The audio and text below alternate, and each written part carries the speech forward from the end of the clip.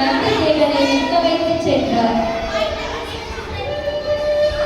அப்பொழுது சிவன் அங்கே வர நந்தி தேவன் சிவபெருமானை தடுத்து, பார்வதி தேவி நீராட சென்றதால் யாரையும் அனுமதிக்க வேண்டாம் என்று எனக்கு கட்டளையிட்டுள்ளார்.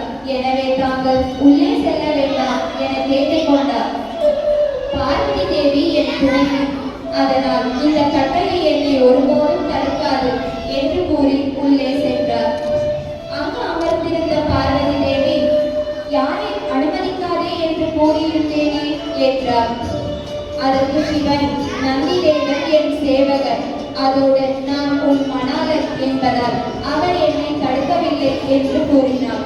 அதனால் நந்தி தேவன் செய்தது தவறு இல்லை என்று நினைத்தார் பார்வதி தேவி. ஆனால் பாதுகாவலனாக நிற்பவன் யாரையும் உள்ளே விடாதபடி தனக்கான பாதுகாவலனாக இருக்க வேண்டும் என்று பார்வதி தேவி நினைத்தார். அப்படி ஒரு நாள் நீராட சென்ற பார்வதி தேவி அவர் பூசிக்கொண்டிருந்த சந்தனம், மஞ்சள் சேர்த்து ஒரு உருவமாக்கினார். அதற்கு உயிரையும் அவரே கொடுத்தார். அவரே கணபதி ஆவார்.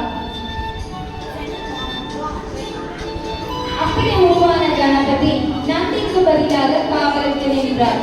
அங்கே சிவபெருமான், நந்தி தேவர் மற்றும் காவலர்கள் வந்தனர். உள்ளே செல்ல முயன்றனர். அவர்களை தடுத்த கணபதி, யாரையும் உள்ளே அனுமதிக்காதே, அனுமதிக்க முடியாது, நான் பார்வதி தேவியின் கணவர் என்று கூறியும் அனுமதிக்கவில்லை. இதனால் கோபமடைந்த ஈசன், இச்சிறுவனை இங்கிருந்து அகற்றுங்கள் என்றார். ஆனால் கணபதியோ அவர்களை உள்ளே செல்ல அனுமதிக்காததோடு அவர்களை எதிர்த்து சண்டையும் செய்தார். ஈசன் ருத்ர தாண்டவம் ஆட ஆரம்பித்தார்.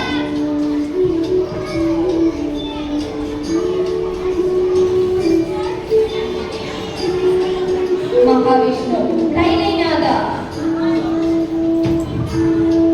என்ன ஆயிற்று பிரபு? ஏதேனும் ஆழ்ந்த சிந்தனையில் உள்ளீர்கள் போல. ஆமாம், சிவன் ருத்ரதாண்டவம் ஆடுகிறார். சிவன் ருத்ரதாண்டவம் ஆடுகிறார் என்றால் ஏதேனும் தவறு நடந்துள்ளது. விஷ்ணு, நான் சென்று பார்க்கிறேன். பிரபு, நானும் உடன் வருகிறேன். ருத்ரதாண்டவம் ஆடிக்கொண்டிருந்த சிவன் தன் சூலாயத்தால் கணபதியின் தலையை கொய்தார். கணபதியின் சத்தத்தை கேட்டு அங்கு வந்த பார்வதி தேவி, ஈசனே, இந்த பிள்ளை நான் உருவாக்கியவன், அவரை அநியாயமாக இப்படி கொன்றுவிட்டீர்கள் என்றார். அதற்கு உயிரழியுங்கள் என்று கேட்டுக்கொண்டார். அதற்கு ஈசன், தேவி, அனைத்தையும் நான் அறிவேன். உடனே பிரம்மதேவனை அழைத்து கணேசனுக்கு உயிரளிக்கும் பொருட்டு, பிரம்மா, வடக்கில் தலை வைத்து படுத்திருக்கும் ஒரு பிள்ளையின் தலையை எடுத்து வாருங்கள், அதை கணேசனுக்கு வைத்து உயிர் தரலாம் என்ற ஆலோசனை கூறினார். அவர்களும் தேடி அழைத்தனர். வடக்கு திசையில் சென்று ஒரு யானை குட்டியின் தலையை எடுத்து வந்தனர். அதை ஈசனிடம் கொடுத்து கணேசனுக்கு பொருத்தி உயிரளித்தார்.